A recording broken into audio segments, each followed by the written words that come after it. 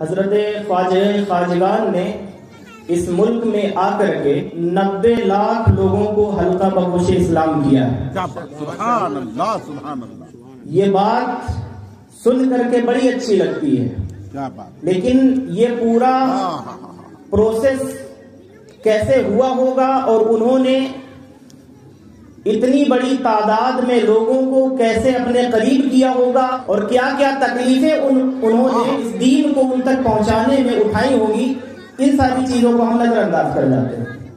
بس ایک چیز معلوم ہوتی ہے کہ غریب نواز نے ہم تک دین پہنچایا ہے, ہم تک اسلام پہنچایا ہے کہ فیضان کرم سے اور ان کے احسان کے صدقے و طفیل ہم الحمدللہ آج مسلمان ہیں. لیکن اتنا بڑا جو فگر ہے, اتنی بڑی جو گنتی ہے, اتنی بڑی جو تعداد ہے, یہ اگر میرے اور آپ کے جیسے لوگ ہوں تو میرے اور آپ کے قریب تو کوئی آنا بھی نہیں چاہتا. غریب نواز کی شخصیت میں ایسا کیا تھا کہ جس کی وجہ سے لوگ نہ صرف ان کے قریب آئے بلکہ جو پرایا بن کے آیا تھا, کیا وجہ تھی کہ جب وہ آپ کے پاس آیا تو اپنا بن کر کے گیا ہے؟ کیا وجہ تھی؟ بس وہی وجہ قرآن مجید کی اس آیت سے میں سمجھانا چاہتا ہوں. دیکھیں اللہ جل مجدہ الکریم نے ارشاد فرمایا, یہ سورۃ النحل ہے اور سورۃ النحل کی آیت نمبر 125 ہے اور اس کا ابتدائی حصہ ہے. اس نے اصل میں اپنے دین کی طرف دعوت دینے والے داعیوں کے لیے ایک طریقہ قرآن مجید نے بتلایا ہے. وہ کیا ہے؟ ادعو الی سبیل ربک بالحکمت والموعظۃ الحسنہ, کہ جب تم اپنے دین کی جانب, اللہ کی جانب, اللہ کی راہ کی جانب اور اللہ کے گھر کی جانب, ایمان کی جانب, اسلام کی جانب, قرآن کی جانب کسی کو دعوت دینا چاہو تو تمہارا طریقہ کیا ہونا چاہیے؟ ادعو الی سبیل ربک بالحکمہ. سب سے پہلے آپ کو حکمت اپنانی پڑے گی. لٹھ مار ہو کر کے کبھی کسی کو دعوت نہیں دی جا سکتی. ہمارے مسلک کا نقصان سب سے زیادہ لٹھ مار قسم کے خطیبوں نے کیا ہے. اگر ان کے لہجے میں نرمی ہوتی, اگر وہ اس قرآنی دعوت کے اصول کو اپناتے اور حکمت کو اپناتے اور غریب نواز کے طریقے پر صرف ان کا نام نہ لیتے, صرف ان کا نعرہ نہ لگاتے, بلکہ ان کے نقش قدم پر بھی چلنے کی کوشش کرتے, تو مسلک کا, اہل سنت کا اور اسلام کا اور مسلمانوں کا آج یہ حال نہیں ہوتا. اللہ رب العزت نے ہر بندہ مومن کو گویا کہ یہ تلقین فرمائی ہے, ادعو الی سبیل ربک بالحکمہ, کہ جب تم اللہ کی جانب کسی کو بلاؤ گے تو پہلا اصول تمہیں یہ اپنانا ہوگا کہ تمہیں بڑی حکمت کے ساتھ اس تک اللہ کا پیغام پہنچانا ہوگا. غصے سے, گرمی سے, غیظ و غضب سے اور جلال میں آ کر کے کسی کو اپنا پیغام نہیں پہنچایا جا سکتا. آپ دنیا کی مثال لے لیں کہ آپ کسی کو اپنے گھر انوائٹ کرنا چاہیں, دعوت دینا چاہیں تو پیار سے اسے دعوت دینی پڑتی ہے. تو جب آپ اپنے یہاں کسی کو بلانا چاہیں تو پیار کی ضرورت ہوتی ہے, محبت کی ضرورت ہوتی ہے, وہاں حکمت کی ضرورت ہوتی ہے, نرمی کی ضرورت ہوتی ہے. تو پھر یہی قاعدہ یہاں دین میں بھی جاری ہوتا ہے کہ جس طرح سے آپ کسی کو بلاتے ہیں تو پیار سے انوائٹ کرتے ہیں, پیار سے دعوت دیتے ہیں, تو جب دین کی دعوت دینے کی باری آتی ہے تو وہاں کیوں بم کی طرح پھٹنے لگتے ہیں؟ یہ سوال ہے. اور وہاں نرمی کا دامن کیوں ہاتھ سے چھوڑ دیتے ہیں؟ اور وہاں کیوں قرآنی حکمت کو نہیں اپنایا جاتا؟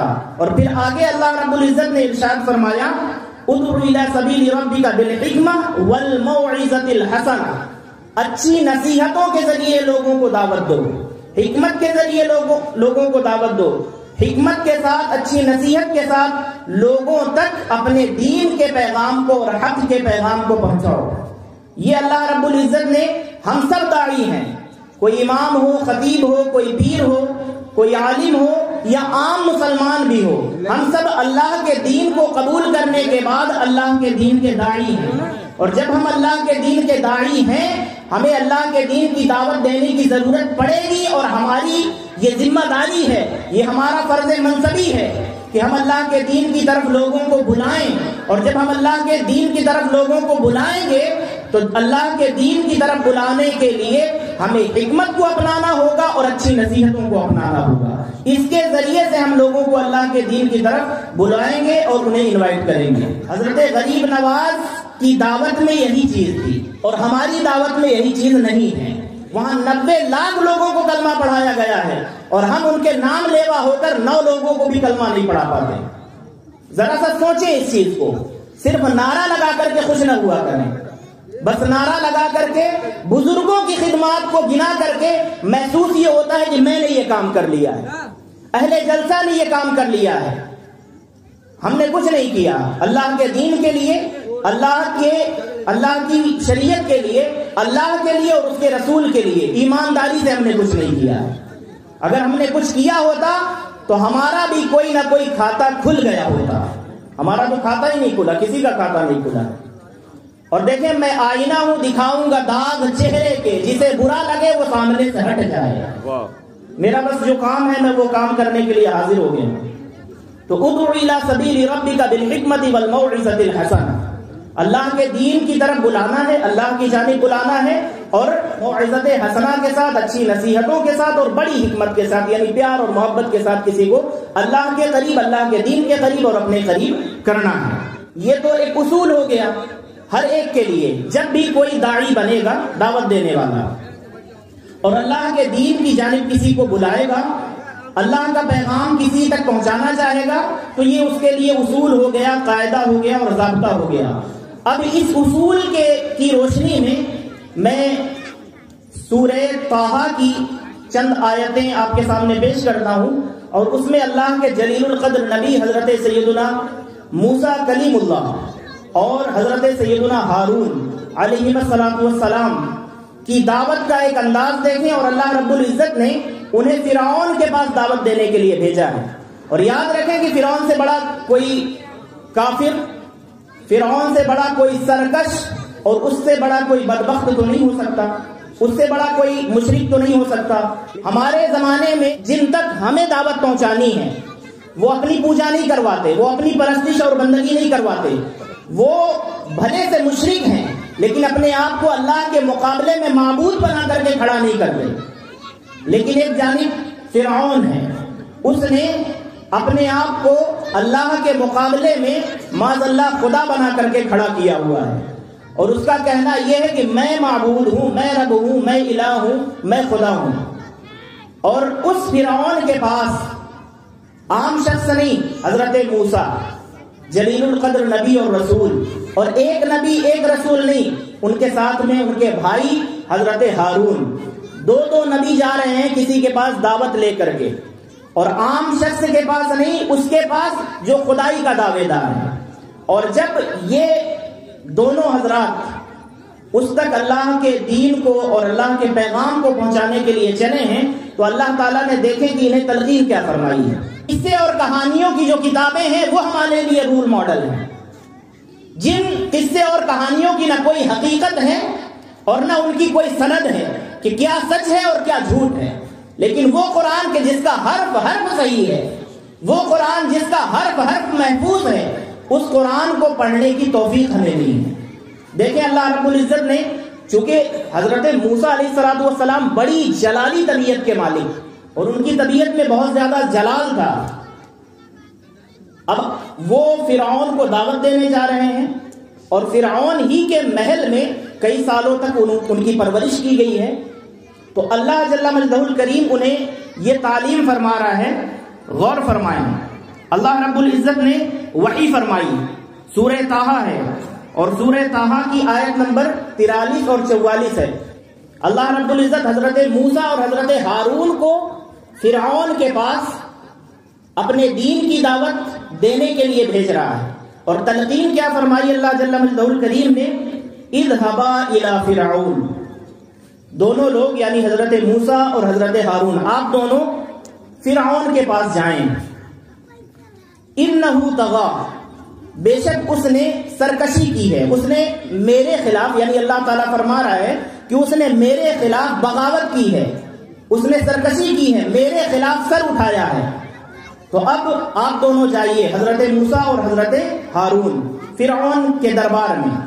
اب اسے دعوت دینے کا طریقہ وحی کے ذریعے سے یہ ارشاد فرمایا دونوں لوگ جائیں, فَقُولَا لَهُ قَوْلًا لَيِّنًا, جو اس سے بات کرنی ہے, جو اس سے گفتگو کرنی ہے, جو اس تک میرا پیغام پہنچانا ہے.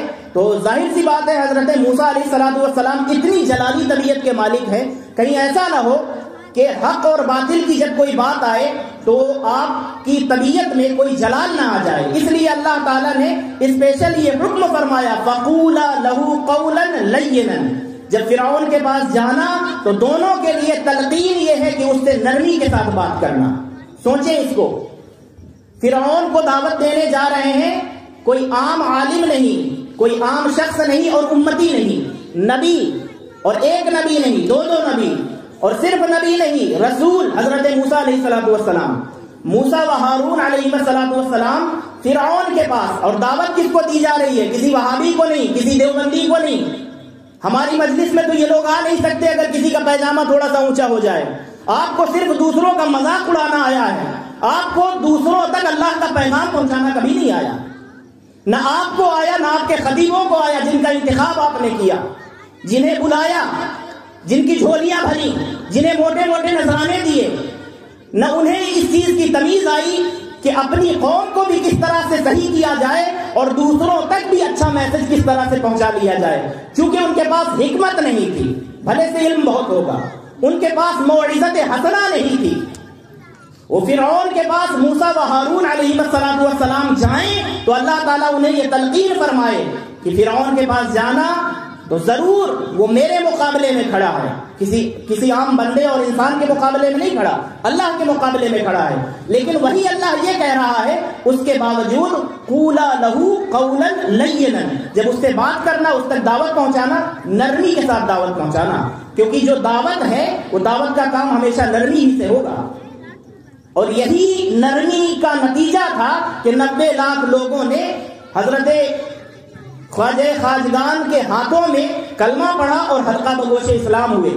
اگر ہم جیسے لوگوں کی طرح اگر وہ لٹھ مار ہوتے تو ایک آدمی کلمہ نہ پڑھتا. اگر تقریر میں سختی کرنی ہے تو اپنے لوگوں کے ساتھ کریں. یہ جو میرے آپ اپنے لوگ بیٹھے ہوئے ہیں, میں سختی سے بات کر رہا ہوں تو آپ سے بات کر رہا ہوں کیونکہ آپ میرے اپنے ہیں. لیکن جب غیر تک اللہ کے دین کے پیغام کو پہنچایا جائے گا تو وہاں سختی نہیں ہوگی, وہاں نرمی ہوگی. یہ اللہ جل مجدہ الکریم نے فرعون کو دعوت دینے کے لیے حضرت موسیٰ و ہارون کو بھیجا ہے, اور کیا فرمایا ہے کہ اس سے نرمی کے ساتھ بات کرنا. اور نرمی کے ساتھ بات کرنے کی وجہ اللہ رب العزت نے کیا ارشاد فرمائی ہے, لعلہ یتذکر او یخشی. نرمی کے ساتھ بات اس امید پر کرنا کہ شاید وہ نصیحت حاصل کرے. جب تم نرم انداز میں گفتگو کرو گے, اپنا لب و لہجہ نرم رکھو گے, تو ہو سکتا ہے کہ وہ آپ کے لب و لہجے کی مٹھاس اس کے دل میں اتر جائے اور وہ نصیحت حاصل کرے اور وہ ڈرنے والوں میں سے ہو جائے, اس کے دل میں اللہ کی خشیت آ جائے. جو اسلام کی دعوت دینا چاہتا ہے, جو اہل سنت کا داعی بننا چاہتا ہے, تو وہ دوسروں کو برا بھلا کہہ کر کے کبھی بھی اسلام یا اہل سنت کا فائدہ نہیں پہنچا سکتا. اسلام کا فائدہ ہوگا تو اسی اصول سے ہوگا, اہل سنت کا فائدہ ہوگا تو اسی قاعدے کے مطابق ہوگا. دوسروں کو برا بھلا کہنے سے کبھی بھی فائدہ نہیں ہوگا. دوسروں کو اپنے قریب کرنے کی ضرورت ہے.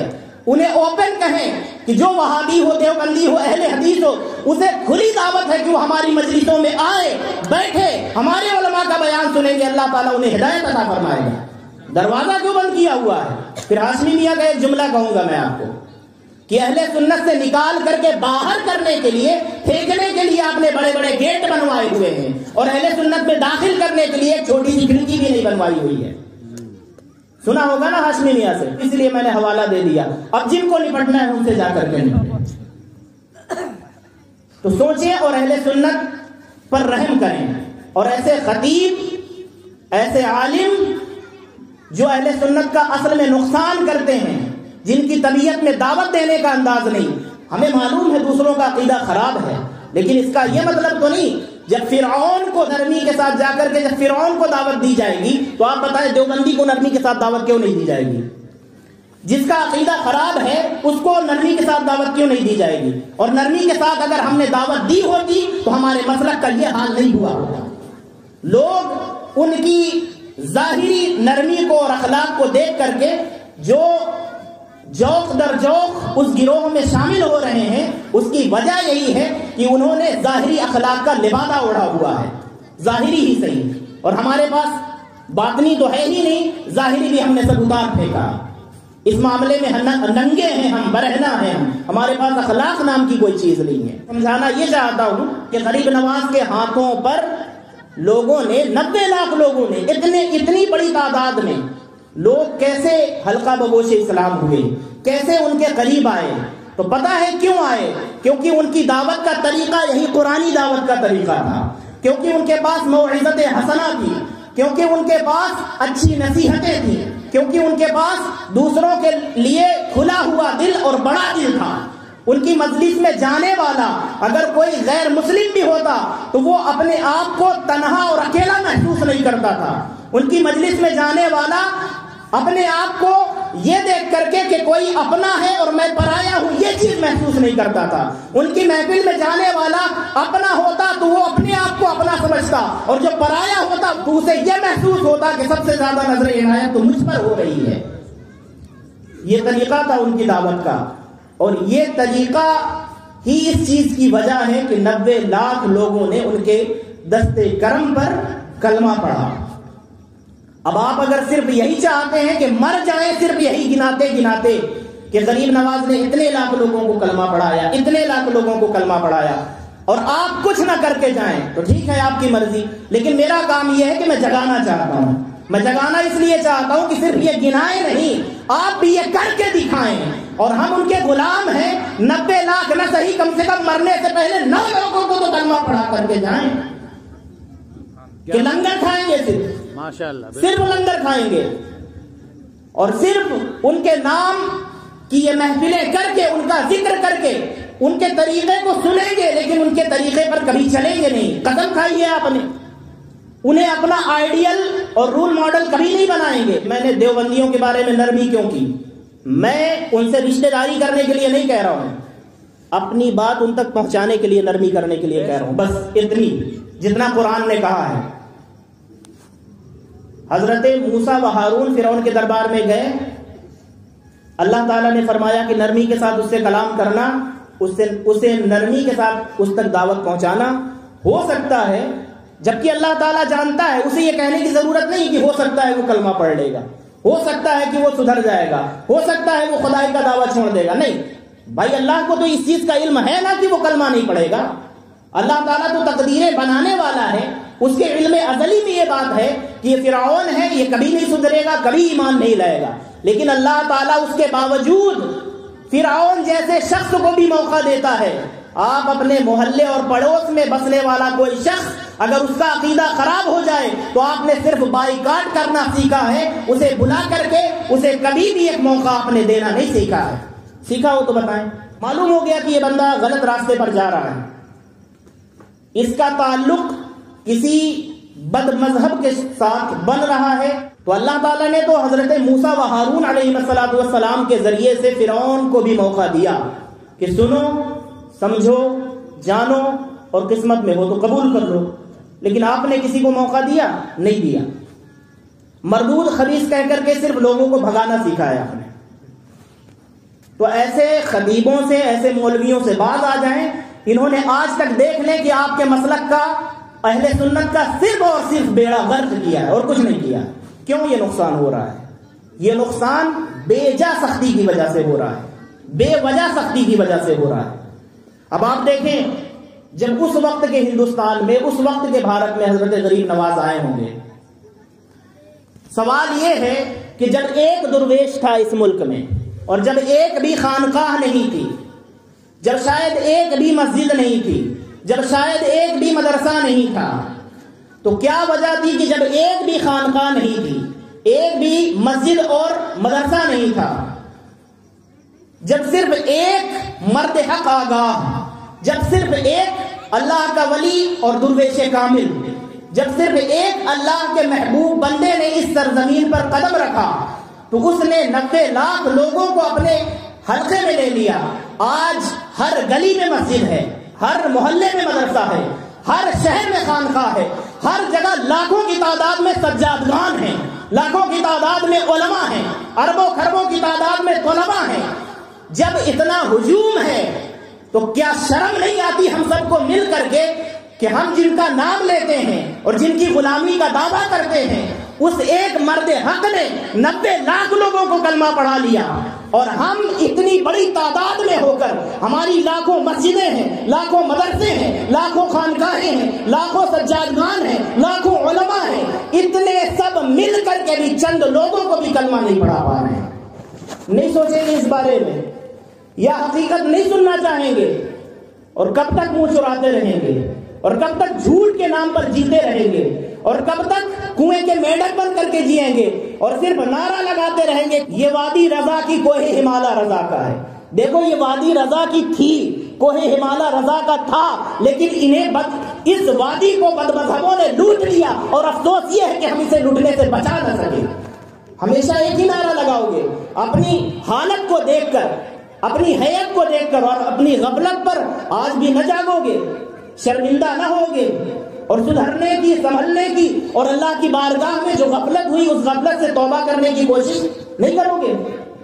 میں نہیں کہتا کہ آپ سبحان اللہ کہیں، لیکن اتنی بات جو میں نے آپ کے سامنے کی ہے، اگر اس میں آپ کو کچھ کام کی بات لگی ہو تو سبحان اللہ نہ پڑھیں، لیکن استغفر اللہ ضرور پڑھ لیں، کیونکہ مجرم ہم سب ہیں۔ میں صرف اس چیز کی دعوت دینے کے لیے یہاں حاضر ہوا ہوں کہ اس قرآن کی دعوت کے اصول کو اور اس اسلوب کو اپنائیں۔ جب آپ کسی خطیب کو، باہر کے کسی شخص کو بلانا چاہیں تو ایسے شخص کو بلانے کی کوشش کریں جس سے سلسلے بازی کا بازار گرم نہ ہو، جس کو بلانے کی وجہ سے اہل سنت میں انتشار اور تفرقہ نہ ہو۔ ایسے شخص کو بلائیں جس سے اہل سنت کی جڑیں مضبوط ہوں، جس سے رضوی اور اشرفی اختلافات کو آگ نہ لگے، ہوا نہ لگے، بلکہ جس فرد کو بلائے وہ ایسا شخص ہونا چاہیے کہ جو رضوی، اشرفی، چشتی، نقشبندی، سہروردی سب کو ایک لڑی میں پیرو کر کے یہ بتائے کہ تم سب اہل سنت ہو۔ ایسے شخص کو دعوت دیں، بلائیں ایسے شخص کو جو بات یہ کرے کہ چاہے خانوادہ اشرفیہ ہو، چاہے خانوادہ رضویہ ہو، چاہے سلسلے چشتیہ ہو، نقشبندیہ ہو، سہروردیہ ہو، یا جتنے بھی سلاسل حقہ ہیں، سلسلے مداریہ ہو، ایسے شخص کو دعوت دیں اور ایسے شخص کو اپنے بیچ میں بلائیں جس کے آنے کی وجہ سے اہل سنت میں اتفاق اور اتحاد قائم ہو۔ بس یہ دیکھیں، اور اگر کسی کے آنے کی وجہ سے اہل سنت ٹوٹتی ہے، کوئی صرف اپنا نعرہ لگاتا ہے کہ میں اشرفی ہوں تو بہت بڑا کمال، کوئی تیر نہیں مار دیا تم نے اشرفی ہو کر، نہ رضوی ہو کر کے، تم پہلے صحیح سے مسلمان بن جاؤ۔ مسلمان بننا نہیں ہے، اور میں رضوی ہوں تو میں اشرفی ہوں۔ آپ سے جس چیز کے بارے میں قبر میں سوال ہوگا پہلے ان کی تیاری کریں اور ان چیزوں میں نہ پڑیں۔ اللہ رب العزت نے عطائے رسول، نائب رسول کو اس ملک میں بھیجا۔ آپ اس مثال کو یاد رکھیں اور اپنے آپ پر ہمیشہ شرمندہ ہوتے رہیں۔ اپنی اس نسبت پر ناز تو کرتے ہیں کہ ہم غریب نواز کے غلام ہیں، لیکن اس نسبت پر شرمندہ بھی ہوں۔ شرمندہ اس لیے ہوں کہ افسوس ہے ہماری جانب سے، ادھر سے تو ناز ہے کہ ہم ان کے غلام ہیں، لیکن شرمندگی اس بات کی کہ ہم نے ان کی غلامی کا حق ادا نہیں کیا۔ شرمندگی اس بات کی کہ انہوں نے 90 لاکھ لوگوں کو حلقہ بگوش اسلام کر لیا، لیکن افسوس کہ میں اپنے پڑوسی تک اپنے دین کا پیغام نہیں پہنچا سکا۔ افسوس کہ میں اپنے شہر میں بسنے والے تک اللہ کے اس دین کے پیغام کو نہیں پہنچا سکا۔ افسوس اس چیز پر کریں۔ غریب نواز کی نسبت یا غوث پاک کی نسبت، اعلیٰ حضرت کی نسبت، مخدوم پاک کی نسبت، یا جتنے بھی اولیاء اور صالحین کی نسبت آپ جوڑتے ہیں، ان اولیاء اور صالحین کی نسبت کو جوڑیں، لیکن جوڑنے کے ساتھ اپنے آپ پر یہ نگاہ رکھیں کہ کیا میں نے اس نسبت کا حق ادا کیا ہے۔ اپنے آپ سے پوچھیں کبھی تنہائی میں اشرفی ہوں، رضوی ہوں، نقشبندی ہوں، سہروردی ہوں، چشتی ہوں، قادری ہوں، جو بھی ہوں، تو جس بزرگ کے ساتھ نسبت آپ کی بڑی مضبوط ہے تو آپ انہی کو سامنے رکھ کر کے اپنے آپ سے یہ پوچھیں کہ کیا میں نے ان بزرگ کے ساتھ جو میری غلامی کا رشتہ ہے تو کیا میں نے اپنی غلامی کا حق ادا کر دیا ہے۔ اپنے آپ سے پوچھیں، اور مجھے یقین ہے کہ ہر بندے کا جواب یہ ہوگا کہ میں نے حق ادا نہیں کیا، بلکہ کوئی بھی حق ادا نہیں کیا۔ یعنی بہت سارے حقوق ہیں تو ان میں سے شاید ایک بھی حق میں نے ادا نہیں کیا، ان کے نام کا لنگر کھایا ہے، بس ایک حق ادا کر دیا۔ آپ حضرات کے لیے یہی دعوت ہے کہ ان بزرگوں کے نقش قدم پر چلیں۔ غریب نواز کو غریب نواز کہا ہی اس لیے جاتا ہے کہ آج بھی آپ دیکھتے ہیں جو جاتے ہیں، اور اس زمانے کو تو چھوڑ دیں، جب وہ اپنی ظاہری حیات میں تھے تو اپنی ظاہری حیات میں بھی ان کی بارگاہ میں ہندو آئے، ان کی بارگاہ میں مسلمان آئے، ان کی بارگاہ میں اپنا آئے، پرایا آئے، دوست آئے، دشمن آئے۔ جس طرح سے آج آپ دیکھتے ہیں کہ ہر کوئی جاتا ہے اور وہ نوازا جاتا ہے، اور وہ نوازا جاتا ہے اسی لیے انہیں غریب نواز کہا جاتا ہے۔ یہی حال ان کی زندگی میں تھا۔ اب آپ مجھے بتائیں کہ غریب نواز کی مجلس میں تو ایک پنڈت بھی آ کر کے بیٹھ جائے، آپ کی مجلس میں کیوں کوئی نہیں آتا؟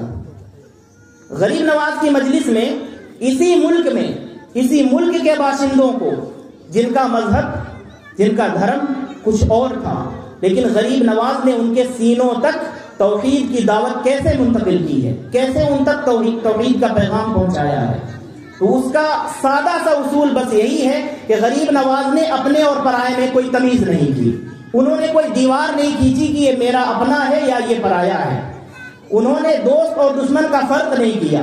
جو بھی آپ کی بارگاہ میں حاضر ہوا اپنی زندگی میں بھی غریب نواز اسے نوازتے تھے، اور آج بھی اگر کوئی ان کے دربار میں جائے تو ہندو، مسلم، سکھ، عیسائی دیکھے بغیر غریب نواز اسے نواز رہے ہوتے۔ اور یہی نوازش، یہی عطا، یہی ان کے دربار سے ملنے والی جو خیرات تھی، ان کے دربار سے ملنے والی جو محبتیں تھی، جو شفقتیں تھی، ان شفقتوں اور محبتوں نے لوگوں کو ان کی جانب کھینچا، اور جب وہ کھینچتے ہوئے آپ کی بارگاہ تک گئے تو پھر لا الہ الا اللہ اور محمد الرسول اللہ پڑھنے پر وہ مجبور ہو گئے۔ اس کلمے کو پڑھنے پر وہ مجبور ہو گئے، ان کے اخلاق، ان کی عادات، ان کے کردار کو دیکھ کر۔ تو ہم صرف لنگر نہ کھائیں، صرف لنگر نہ کریں، بلکہ ان کے نقش قدم پر چلنے کی کوشش بھی کریں۔ بڑی ایمانداری کے ساتھ آپ دل کھول کر کے اس چیز کا عہد کر لیں کہ ہم جب بزرگوں کا نام لیتے ہیں اور ان کے نام پر جیتے اور مرتے ہیں اور ان کے نام کا کھاتے بھی ہیں، تو اب انشاءاللہ تعالیٰ ان کے نقش قدم پر چلیں گے بھی۔ اس چیز کا عہد کریں، اس چیز کا عہد کریں۔ بس اتنی گفتگو جو ہوئی ہے اب تک، اس گفتگو کے کرنے کا مقصد اور ماحصل یہی ہے، میں اپنے آپ کو سدھاروں، آپ اپنے آپ کو سدھاریں، ہم سب مل کر کے اپنے آپ کو غلام غریب نواز بنائیں، غلام غوث پاک بنائیں۔ اولیاء اور صالحین کا نام لینے کے ساتھ ساتھ ہمارے ظاہر اور باطن پر ان کی محبت کا اور ان کی اطاعت کا جو ہے رنگ وہ چڑھ جائے۔ وما توفیق الا باللہ، وآخر دعوانا الحمد للہ رب العالمین، والسلام علیکم ورحمۃ اللہ تعالی وبرکاتہ۔